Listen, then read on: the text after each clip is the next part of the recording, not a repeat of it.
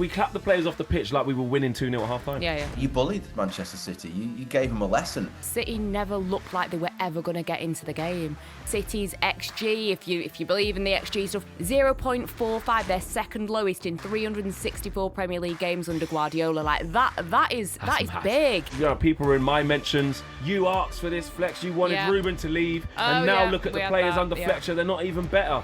And we pulled up some receipts. Criticism is fair game, but I do think sometimes it gets too personal. Talking about someone's height, and you've not really done your research, because actually Sandro Martinez has had Haaland in his pocket in previous games, not least the FA Cup final.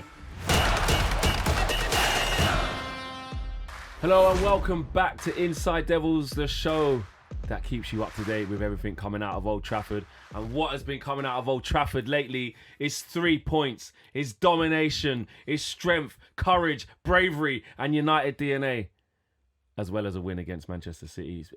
We've got to go through this. We're going to welcome in Angelina Kelly, and a warm welcome to the return, because he's going to need it, because he's dialing in from the Arctic Circle right now, to Mr. Jamie Jackson. Where are you, my friend? Where are you? I'm in a place called Bordeaux because Manchester City are playing this evening.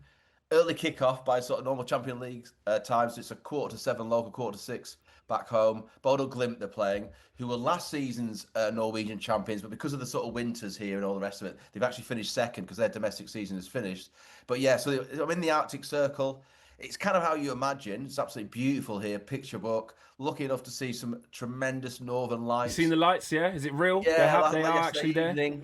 Really beautiful, vivid reds and greens. Unbelievably gorgeous. And actually, you know what? It's cold, but I'm going to say, and this is serious, Burnley v Manchester United was colder this season about 2 weeks ago than it was last night. That's wild. Then all the way over there in the Arctic Circle. But it's supposed to really come in tonight. I've got my heating. I've got like an electric blanket, which is supposedly store backs. So it's small, but I sit on it in every game. And honestly, that is... He's prepared. Yeah. He's prepared. That is what we want to make sure. We are going to be joined by Crookie later on in the show as well. There was no way he was going to miss this one after an amazing performance against Manchester City. Jamie, let's start with yourself, actually. You was there on Saturday, as was I. But I was in the home end, going crazy, etc. You was in the press box. What was the feeling like as you started to see the screw turn and it started to unfold that Manchester United was sort of embarking on this unreal performance that we haven't seen in years? Well, first word is, or description is refreshing to see United play that way. And, in my match report for The Guardian, I use this word, I think, and you definitely did. You bullied Manchester City. You gave them a lesson, physically, but also football-wise as well. Some of the passing, I'm so happy to see Mainoo. I mean, listen, I love Mainoo. I think everyone should do who loves football, proper football anyway. And the way he just glides, it's just class. And remember, he hadn't started a Premier League game this season, right? And he comes into this game. And his touch is perfect, his passing, his movement. He can beat a player with that jink he's got, the sort of way he sidesteps with his body swerve. Casemiro was great. Yeah, Bruno, how good, listen, it's old news, but how good is Bruno Fernandes? And so all round that team, and with the managers, obviously, in his first game, Michael Carrick, he had, 3 days in charge. It was just really, really interesting to see what a new coach with a new set of ideas could do with, obviously, the same players. Mbeumo and Diallo was a massive bonus. Again, he got that one right. I was like, it's a bit of a surprise he's dropped a sort of informed Sesko and put Mbeumo up there as a number 9. But, what do I know sort of thing. Michael Carrick, far more than I'll ever know sort of thing. It was really, really interesting to see. And actually, Foden goes off at half-time. He was anonymous. Haaland towards the end.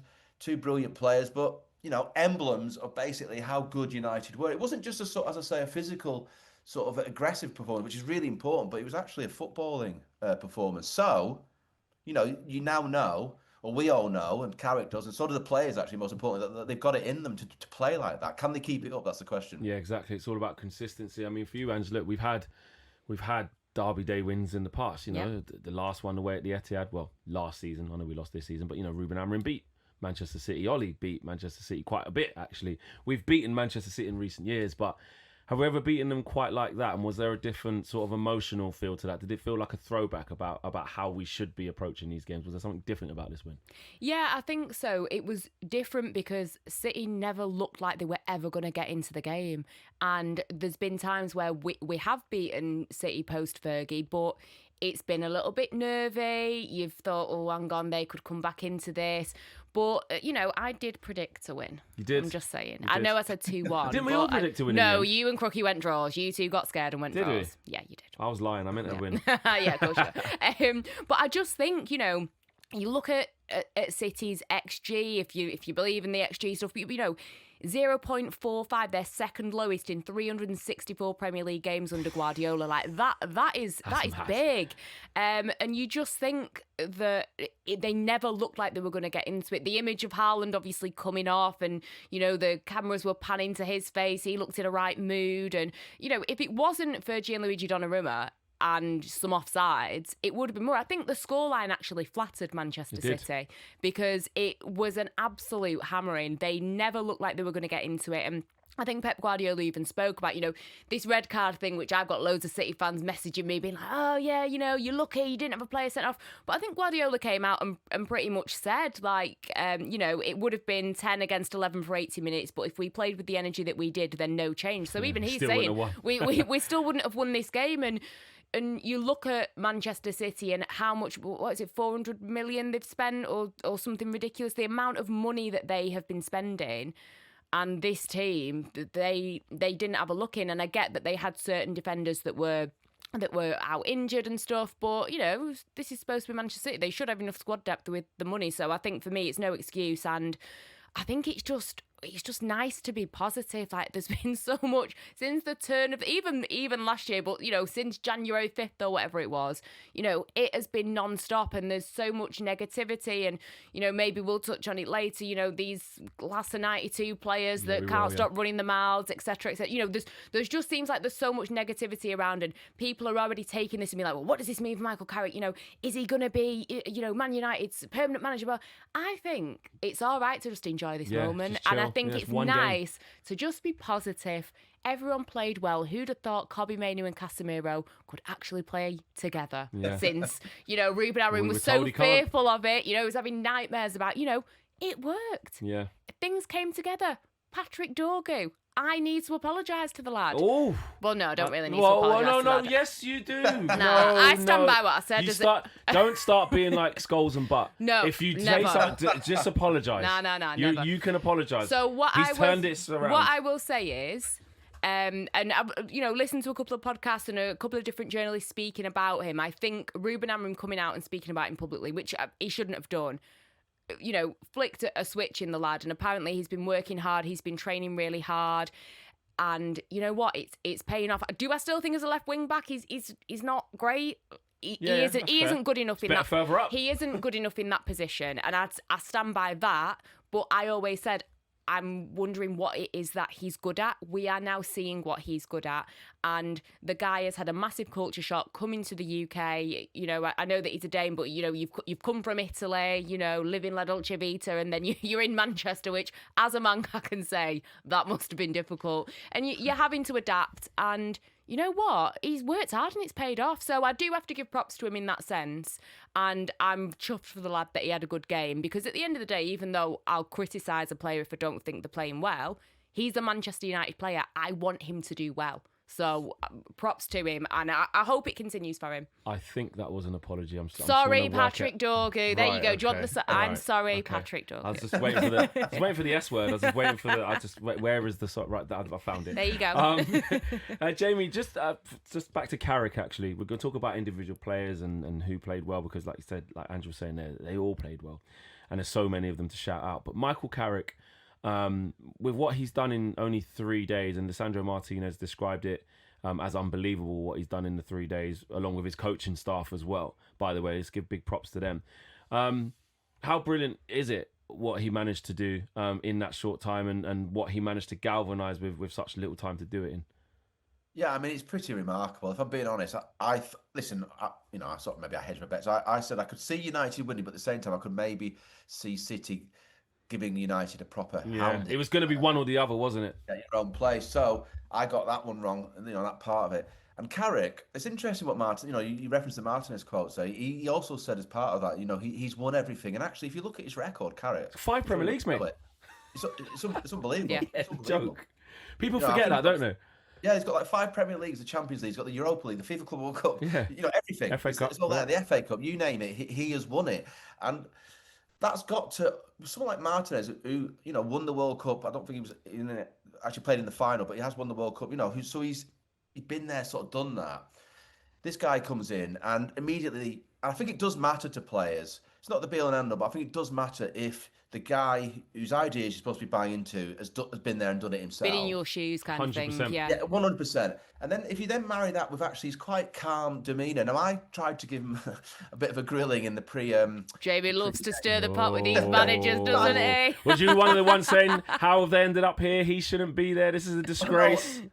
No, I didn't say that. I politely asked, what gives you the confidence? I said, I respect your sort of record in the Championship, and you're unbeaten in your 3 games as the interim previously with United, winning 2 of those, I think. But what gives you the confidence to think you can sort of do this in 16 or 17 games, blah, blah, blah. And his answer was quite interesting. He said, I've not really thought about it in those terms. Now, normally I would go back in and say, well, Michael, you could think about it now. What's your answer? Yeah, you would. You definitely would do that.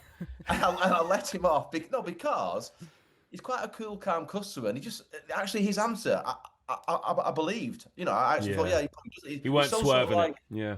Well, yeah, he's so sort of composed. But what I'm getting to try and say is, so he has got that composure about him. Listen, he played that way as well, didn't he? He was very calm in that sort of midfield, sort of hotbed. He really, really, and I think he's brought that as a manager. And yeah, so to be able to pull that off in 3 days, I know we're all saying it, but I'll say it again. It is only one result, but what a result, right? And you now go to Arsenal, and there's no excuses. Him as the coach, he can say to his players, look, you did it against City really well. You've got no excuse not to do that again. Just go, that is the template. It's really, really amazing start in that regard. If you think about it, to be able to, and the thing about Dalot and the sending off, yeah, listen, it should have been a red card, but how many times have, to use this example, United not got a decision there where that's just the way it goes. So Guardiola got that one right, yeah. It couldn't be an excuse. So yeah, Carrick, I mean, I don't know if we're going to go on to discuss this, but if you were to, I know it's a big if, but if you were to get Champions League football, it's going to be an interesting decision for the hierarchy, because why would you not continue with him? You know what I mean? He's walked into a club that's absolutely on its backside. The Amarin thing's a joke, Ineos, all the rest of it.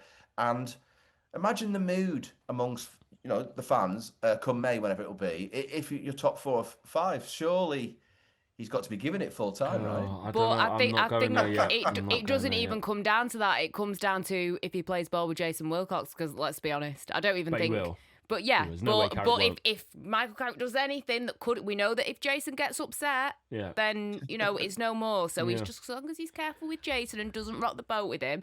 But it's a tough one, isn't it? Because the main thing is you need consistency. It's one game. It is one game. You need that consistency. I don't even want us to talk about this yet. No, I think that's how scarred I am. Like, I don't even want to. And there's no disrespect to Michael Carrick. No. Because, like you said, in that one game, he's been unreal, and that felt like such a throwback. Just being in the stadium, witnessing, like, attacking football. Like, we were clapping them off at half time. Jamie, you were there as well. You heard, like, we clapped the players off the pitch like we were winning 2-0 at half time. Yeah. Like, there were cheers at heart. Honestly, you would think we were winning, and it was only when, like, the last player went down the tunnel. I went, I get a bit nervous, actually. That was brilliant, actually. We haven't actually scored. I forgot. Like, we're not winning this game. And then it came out and it was just as good in the second half. It was still nervy because, and I think Carrick spoke about this, and when I was watching kind of the first 15, 20 minutes, thinking, hang on, we've been good here. You think, hang on, are these what players we're like. But also, are they almost too up for it? And I think Carrick kind of touched on that and said, like, sometimes when you've got this energy to go into a game,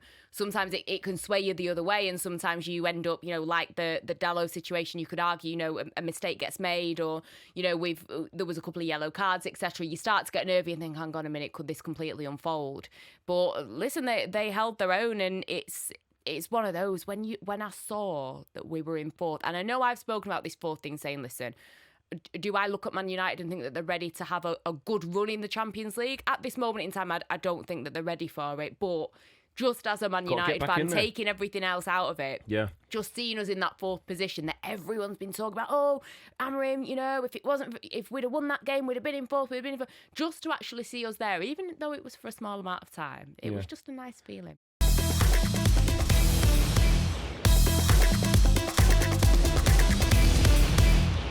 It was.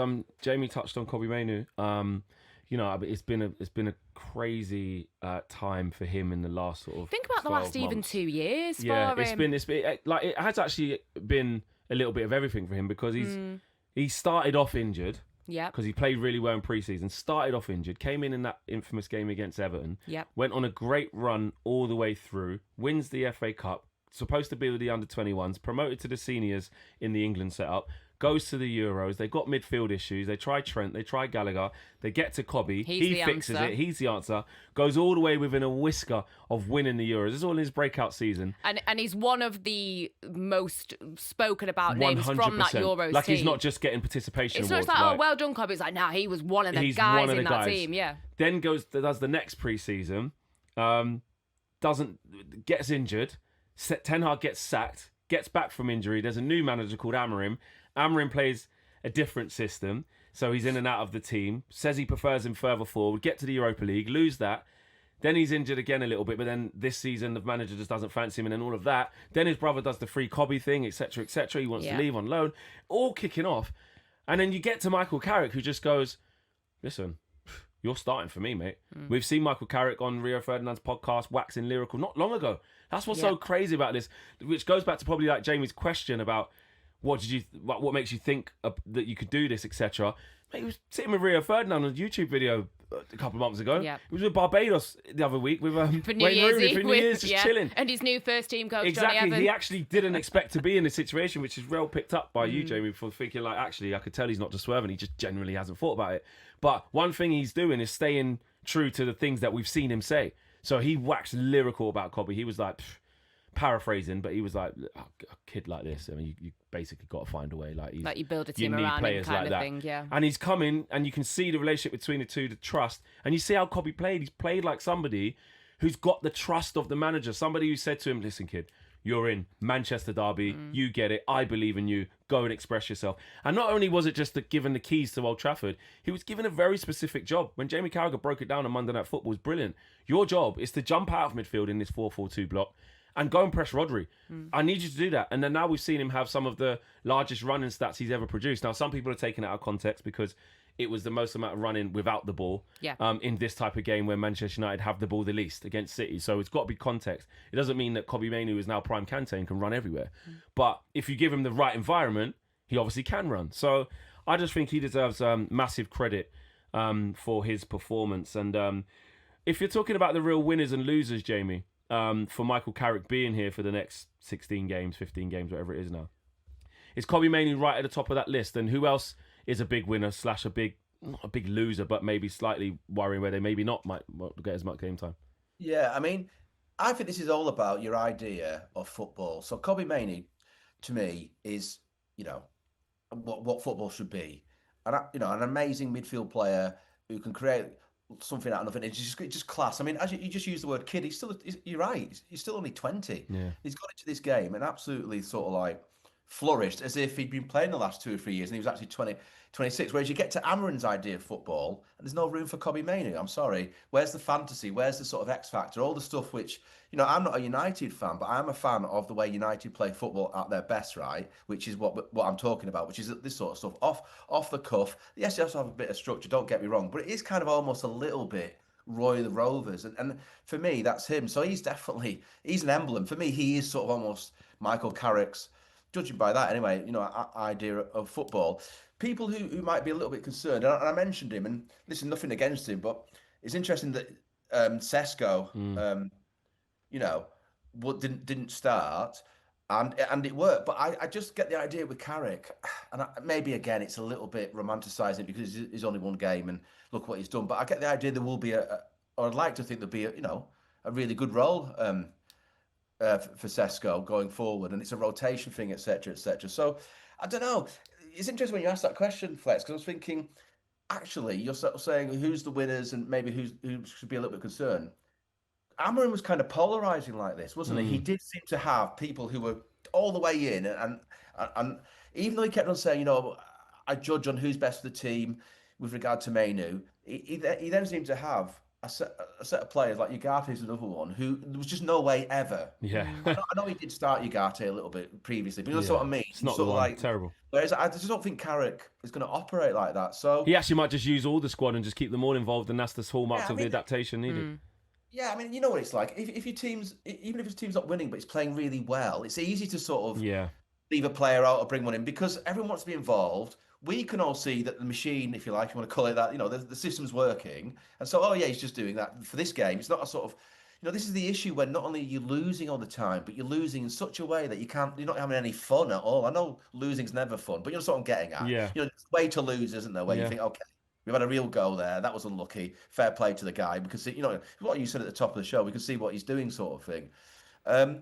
So, yeah, I mean, it is hilarious, and I do use that word properly, that, I keep on going on about Mainoo, but Amorim because I asked him countless times, citing some of the stuff you just, Ruben, he started a Euro 2020 final, for crumb's sake, in central midfield for England. You've got to be able to play a bit of football to be able to do that. So, I cannot wait now for this next game to see what happens. Please don't let them lose 3-0 and play 3-4-3. I'm sure they won't. No, they won't. They definitely won't play 3-4-3 unless it's the last maybe 5 minutes of the game. Because I did notice, which I was alluding to in the stadium. I don't know if you did, Jay. I was like, look at this.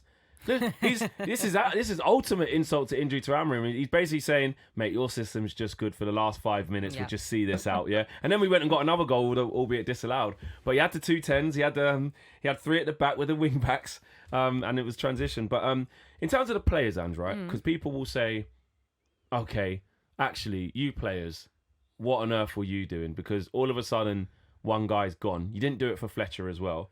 And then Carrick's coming and all of a sudden you're running, you're working hard. Do you think that's disingenuous to them in terms of they just weren't set up right? And if you turn up to work and your environment isn't right and your manager sorts out, you can come into this studio or come into this building and, you turn up to work. But if the people that are deciding what your day looks like say, but you've got to do this, you've got to do that, are they going to get the best out of Ange? Or is it, no, Ange's attitude is poor. I like how I'm putting this on you, by the way. I know, I'm feeling personally attacked here, but okay. Ange's attitude is brilliant, by the way. She's spot on every time. But you get the gist of what I'm saying, right? I understand. Which side do you see? It's a hard one, and you almost go 50-50 with it because you look on one side, and I'm also thinking, of criticisms that I've given in the past. We sometimes look at these Manchester United players and thought that they've almost, been running things, and Ruben Amorim came in and was very strict, and a lot of things that we can criticise him for, but for one reason or another, certain players weren't working, that we call deadwood. The majority, are out completely, but it's, that did need to happen, and there have been attitude issues with certain players. So there's no denying that. I think the players have to take a certain portion of blame, and I know that when Ruben Amorim, and I know me quoting Ruben Amorim probably doesn't work that well now because he's gone, but I think my interpretation was he was trying to say, if I deviate from my plan, this is right at the beginning when he came in, if I deviate from my plan, these guys aren't even going to respect me. They won't trust me. Yeah, they won't trust me. But I think there is just an element of trust, and I think what we're seeing is, and kind of what Jamie touched on, when you've got somebody who's won it all, who can empathise with you, who can understand a little bit, then you kind of want to play for them more. Maybe it is a case of Ruben Amorim wasn't kind of setting them up right for work and they didn't feel confident or they didn't believe or whatever. However, on the other side, this is your job. You're being paid a lot of money. But then also at the same time, if someone's making you play in a position that you're not happy with or it's not going to work. So I think for me, it's kind of a 50-50 situation. I get how people can be sceptical and say, well, where's this been all this time? We did see it at times. We did see it in certain games. The Liverpool game, the City game at the Etihad last season. We did see elements of it. So for me, I'm not trying to sit on the fence here, but I do think it is a bit of a 50-50 where you did have a manager who clearly it wasn't working. They weren't 100% receptive to it. But then also you've got these players that are like, oh, hang on. But mentally it's going to change for them, because if you've got someone like Ruben Amorim who is like, I don't like you, I know who I like, I know who I don't like, I know what I want, case closed, you are going to get something different when Michael Carrick comes in, because this guy, as things stand, he's not your permanent manager. This is an audition for everybody, whether it's the players that, and I'm not trying to be negative here, but whether it's players who deep down want out or whether it's players that want back in. This is a free run because you've got nothing to lose at this point. This guy might not be your permanent manager. Your new permanent manager, whether it's Thomas Tuchel, Julian Nagelsmann, whoever it might be, is probably got one eye on this. This is your opportunity. So if you don't take it, you're a fool. Or like Jamie said, it could even be Carrick. I think I think I lean more towards looking at the setup being wrong. When I think about player mentality, I've accused them of all sorts about, being off it and where's your pride, professional pride. We have been there, and that is true in certain games.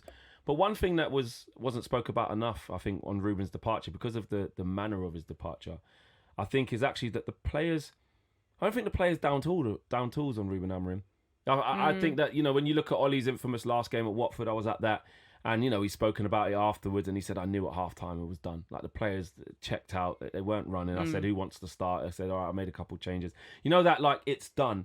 I do think players were running under Ruben Amorim, but I think they were running without direction. They were running maybe not truly being accustomed to what they were being asked to do.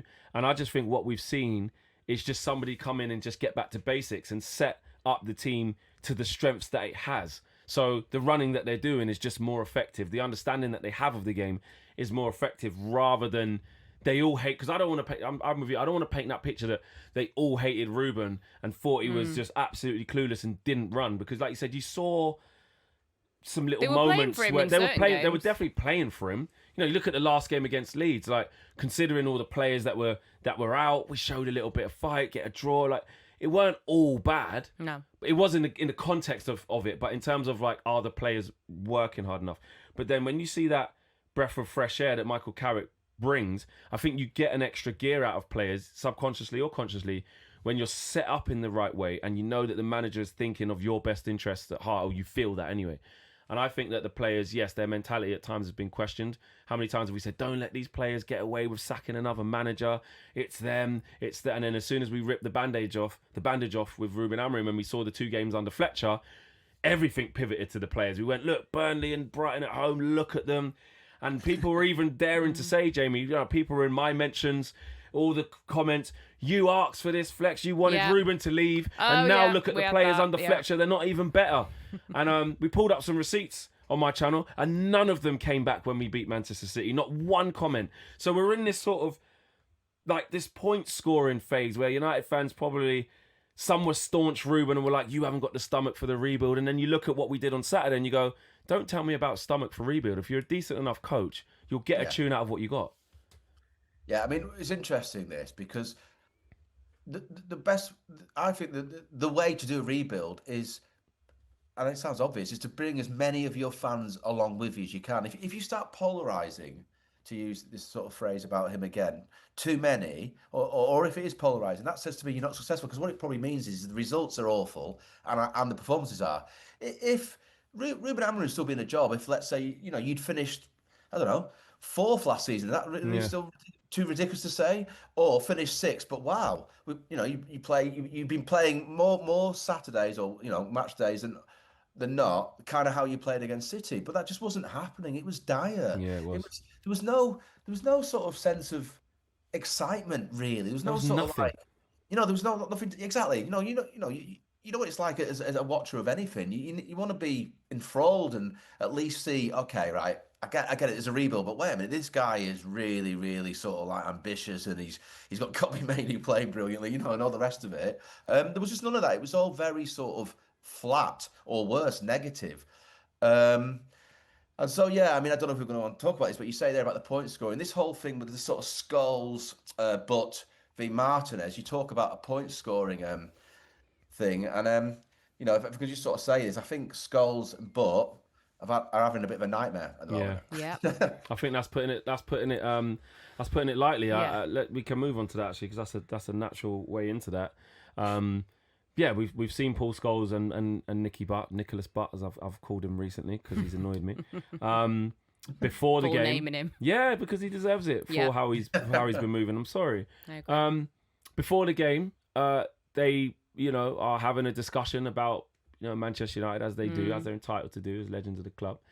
Because they've got a podcast, because obviously the class of you can't be a part of the class of 92 now if you don't have a podcast. It's the new criteria. You actually get excommunicated. There you go. Or just a Man United former player. But Ange, this is how you got to see it, right? Yeah. Now they are just like us. They can be held accountable for what they say. They have entered this sphere of social media and YouTube and radio and media, like writing columns like Jamie does. And you have a mouthpiece and you have a mic, so you can be judged by what you say, okay, and held accountable.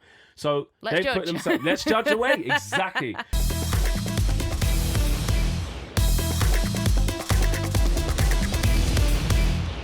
So right on cue, because Crookie has ran down the stairs. He didn't even take the lift. He took the emergency stairs to get down. Crookie would never do that, actually. He was chaperoned down. He'd be carried down on a throne.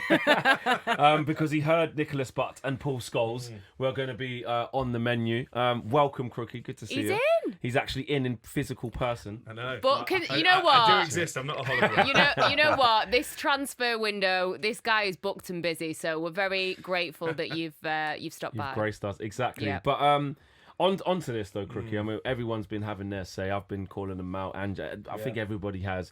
There are some on social media that are like, "Oh, why are you making such a big deal of this? You know, the Glazers are getting away with it if you talk about this and all this kind of nonsense," which just isn't the case. All of it's true.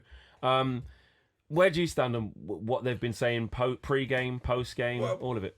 Disclaimer here, these are some of my favourite players from my childhood. So I've certainly got no axe to grind with Roy Keane or Paul Scholes or Nicky Butt or Gary Neville.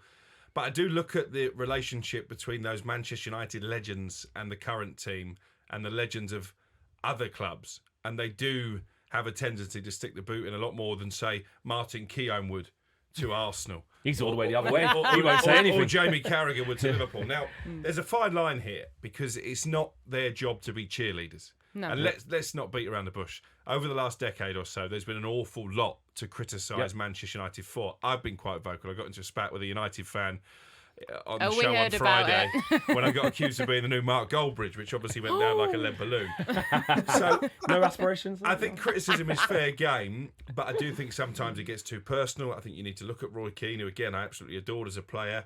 I think he spends a lot of his punditry settling scores and maybe going over the line. I think Nicky Butt, when you look at the circumstances of his departure from the football club, and I think he had aspirations maybe to be director of football, so you wonder if there's a personal agenda there. Gary Neville is a brilliant businessman, but he's ruthless, and I think maybe he sees criticism of Manchester United as an opportunity to get more listeners, get more subscribers.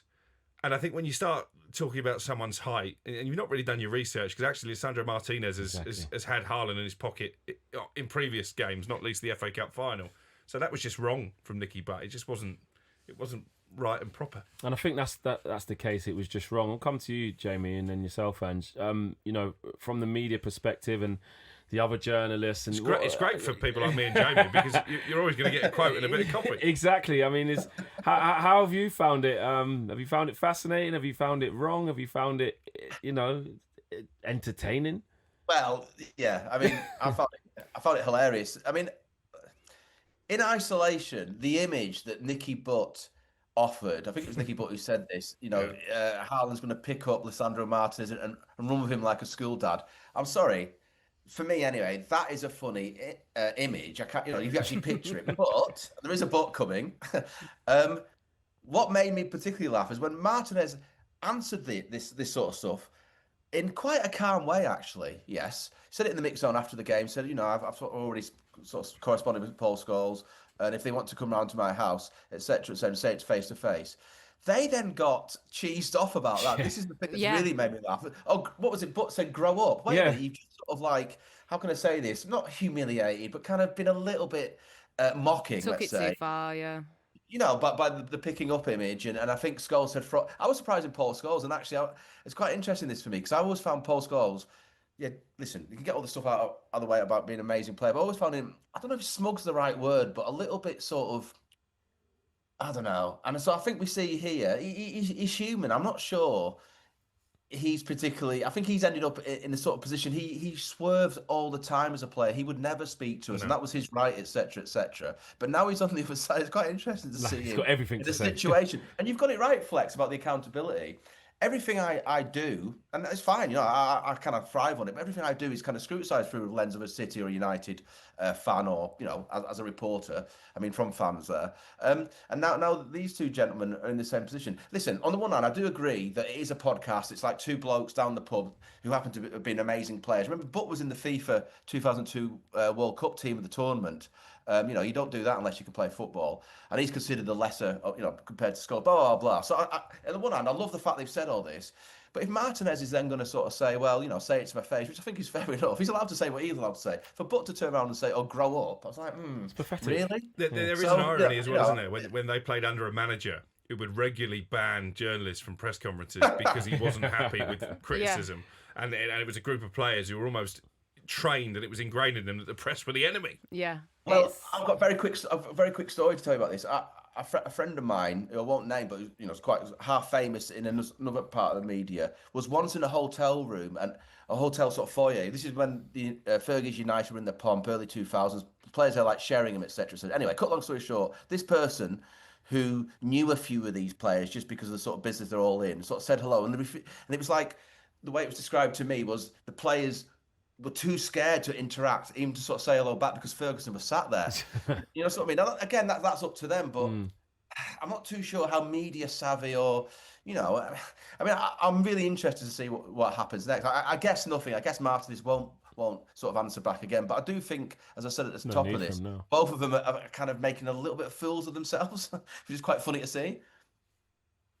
Yeah, I just think when I've looked at it and I've read these quotes, it is the post Martinez response that is just pathetic. Like the fact that they've said, I just think when someone gets so upset about something on a podcast or in the media, to come out and say they can say what they want and come to my house, grow up. If you're going to get so emotional about someone saying something about you and react like that, you shouldn't be at a big football club. Should Alex Ferguson have not been emotional, was he? I know. Exactly.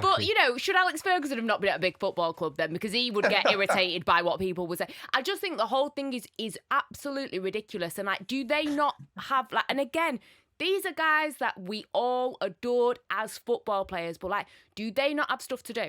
But then maybe they've got what they want, because we're debating it. We're therefore promoting their output. And I know that they don't have necessarily massive jobs with Salford City anymore and stuff like. But they've got the hotel, right? Hotel football. They've got stuff to do. So can we just focus? Go and do something else. Can we just focus on that rather than hurting the club that has given you everything as to why you even are significant enough to have a podcast for people to be listening to you. It's because of this club and what you're doing. If you want to have an opinion, it's absolutely fine. But to then pick up on this and start going in on Lisandro Martinez, who was cool, calm and collected about the whole thing, I think he handled it really well. And he's right, because when they probably do come down to counting, or they've got an ambassadorial thing going on, or they're doing this and that, they probably don't get into it. They probably don't go down that road with them. So he said, listen, if you've got something to say, then let's talk about it. But by the way, of all the issues at the club in the last couple of years, and of all the players who've underperformed, Lisandro Martinez is not the biggest problem by any stretch of imagination. If you're having a go at somebody, he ain't the guy to have a go at. But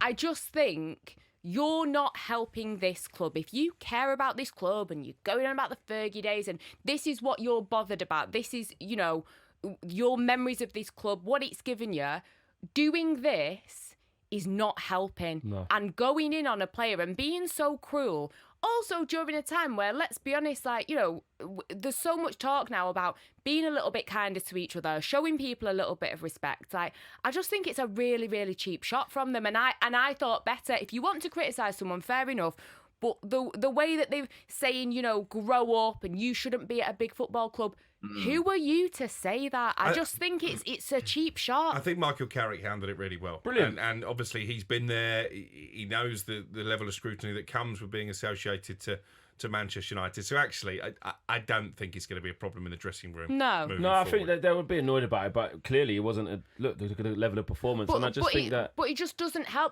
Crookie, you touched on it there. You think about legends of clubs and the way that they treat current players. And yeah, maybe other clubs are doing better. You talk about, Arsenal legends, Arsenal doing very well at the minute. But I just think, this is a time, if you really cared about the club and you really wanted this club to succeed and you really wanted these players to succeed, do it in... Oh, sorry, I just hit the mic. I'm that upset. Do it in private if you've genuinely got some concerns or something. Or maybe just try and, be there for these players and just be like, listen, I know what it's like to be a Manchester United player. Try and be supportive of these people. But the thing that rather they will than just listen to, going in. the thing that people will listen to if these guys speak who have won everything at our football club is actual footballing breakdown and critique about the pros and cons about said player.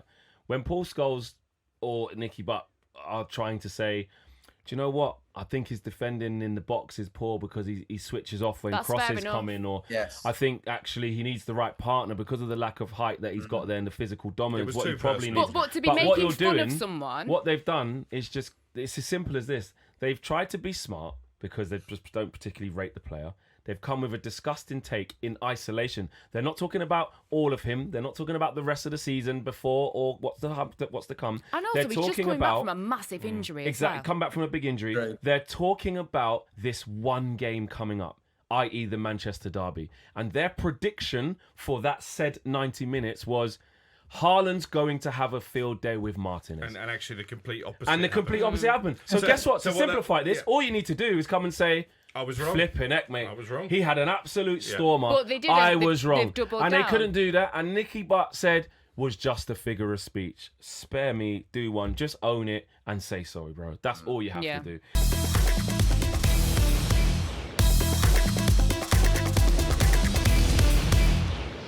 Okay, that's enough about the ex-players. It's time now to look ahead to another...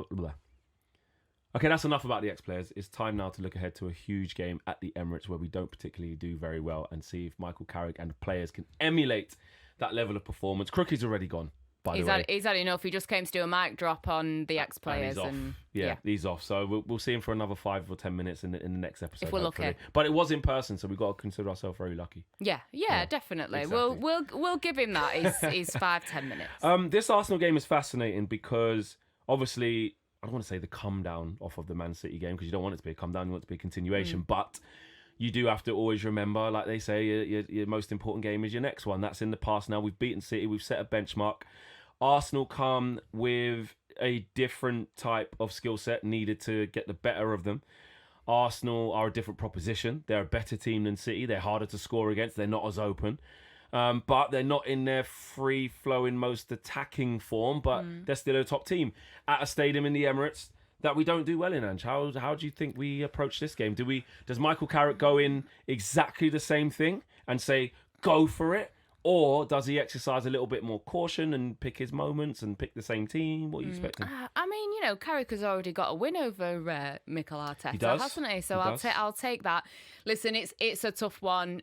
Like you say, the record at the Emirates isn't amazing. It's a it's a good stadium. The atmosphere, the fans will be up for it. Everyone jokes that Man United have got more fans in the south anyway, so I'm sure we'll have loads of our own fans in the away end. But yeah, it's an interesting one because you look at Arsenal season and how brilliant they have been, but obviously that result against Forest wasn't what they wanted. This is a must-win game for them because I think you look at Arsenal, and as much as they are excellent in so many ways, but you speak to Arsenal fans, they're nervous. There are nerves, and this whole bottle job, whether fans want to admit to it or not, that is kind of on their backs. So I think that this is a very important game. It's going to be a must-win for them. I think for Manchester United, despite the Manchester City game, if we lose this game, we've lost to, currently as things stand, the expected Premier League champions. So I would like to see us just go for it and just, whatever Michael Carrick goes at, I think he'll probably keep it quite similar.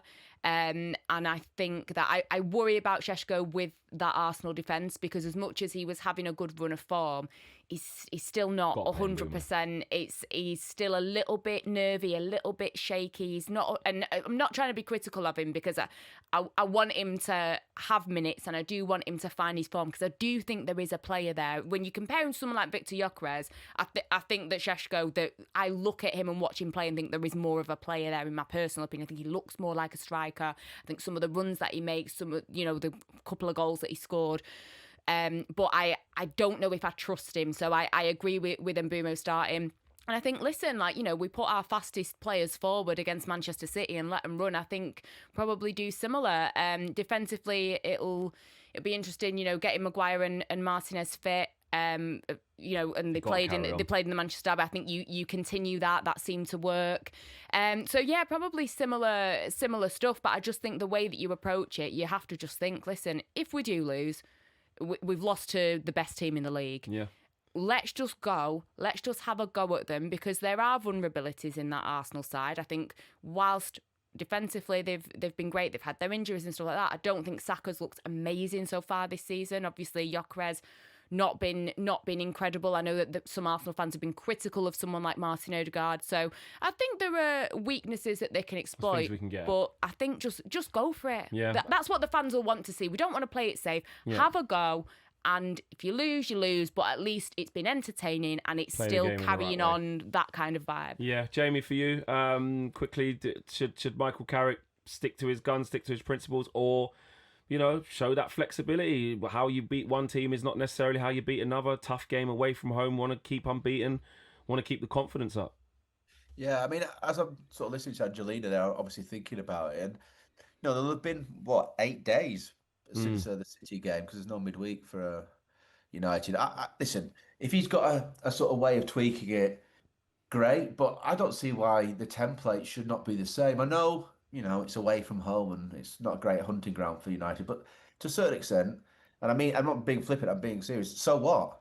You are Manchester United. You just turned over City. What was particular? I think one of the keys to the City win was this very aggressive approach. Luke Shaw upended Rodri towards the start. That was after Dalot did that to Doku as well. I'm not advocating, sort of X-rated challenges, but you know what I mean? There was a bite. It was like, you need that if you're going to go to the Emirates. You need that same bite, that's for sure. 100%. That's what I'm going to say, Flex. And, you're away from home.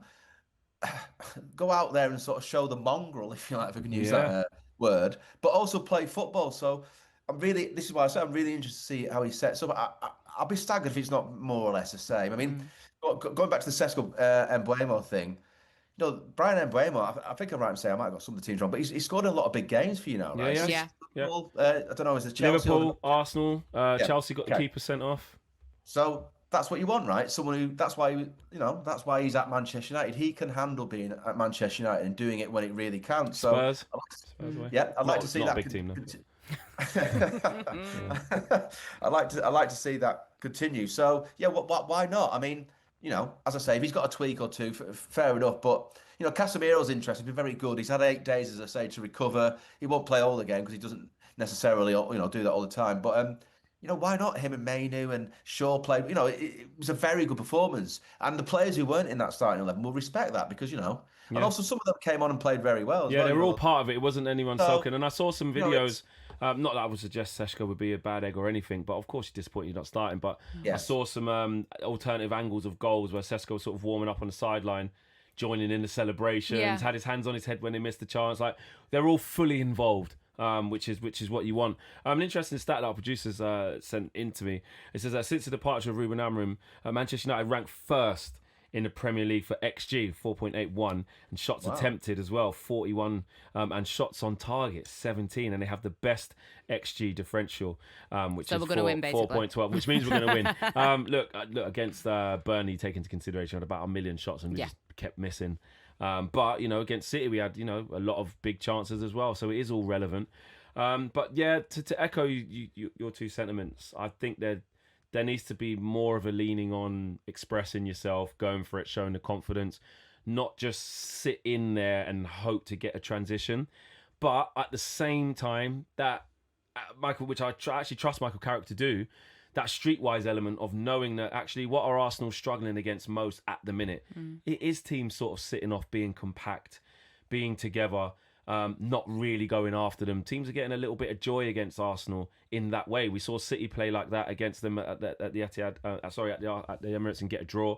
We saw Liverpool play like that in the first half. Then they started to express themselves a bit more in the second half, 0-0. We've seen Forest do it, 0-0. So the blueprint of how to sort of, I wouldn't say nullify Arsenal because that's difficult to make them get no chances. That's not really realistic. But to minimise their attacking threat and to play on this sort of their chance creation isn't as potent as it once was. And then obviously you've got to look out for the set pieces. We know that. there's a way there, and then you put your best players forward. So you go with Ahmad again, you go with Dorgu again, you go with Mbeumo again, you go with the freedom of Bruno again, to not be scared and don't change that to be more conservative. So I just think a mixture of both, but more leaning towards let them show it, and this could be a massive win. And if we lose playing the right way, no Man United fan's going to bat an eyelid. And actually, almost winning in that manner against Man City, on one hand, it sort of says if they lose 3-0 against Arsenal, it's like, what was that? You just got up for it against City. But on the other hand, if they do all right against Arsenal but lose, it gives them a bit of a buffer. Get back to it against Fulham at home. We go again. Like you said, Ange, you lost to potentially the Premier League champions. Right, quick prediction. Let's go really quick. Ange, what you got? I would like a win for Frank and his hair, I'll be honest. But I actually watched Man United women against Arsenal women at the Emirates. They got a 0-0 draw. They were defensively good. So I'm thinking, the vibes are somehow going to carry. I'm going to go with the draw. Basically, I just think, I'm gonna go 1-1. 1-1. Yeah. Jamie, what you got? Far more succinct. 2-1 to United. Oh, he's going for it. He's going, and I'm going to join you. You've got to go for it because you didn't go for it last week. I'm going for it. Oh, I'll reveal this really quickly. It's not like a name drop. It's just actually what happened. It's not. It's just the truth. It's Get the shovel to pick it up. It's the reason why I've changed though, because you need to know. Yeah. So Andy Cole. Right, I was on a show and the phone started ringing. Yeah. And it was him. Couldn't believe it. I was like, what on earth? I said, did you mean to ring me? He said, yes. He goes, I've seen you've been struggling, Flex. You look miserable. Aww. He said, you need to believe. You need to change. He goes, this is football. It's good today, bad tomorrow, etc. So he's one of the reasons why I support Man United. So I'm taking his advice. So I took that into the City game and look what happened. So from now on, I'm just believing to the Andy end of the Cole season. mentality. Hashtag what would Andy Cole do? 100%. Yeah. Thank you, Andrew. You are my hero and I will listen to you. I will not let you down. Jamie Jackson, it's been an absolute pleasure. You didn't do your prediction? 2-1. Oh, you said, sorry. I thought you didn't say. Yeah, he got me. Just checking. Checking. That's official. Yeah, can I just say, I'm getting divorced at the moment, so can Andy Cole help me with that, maybe?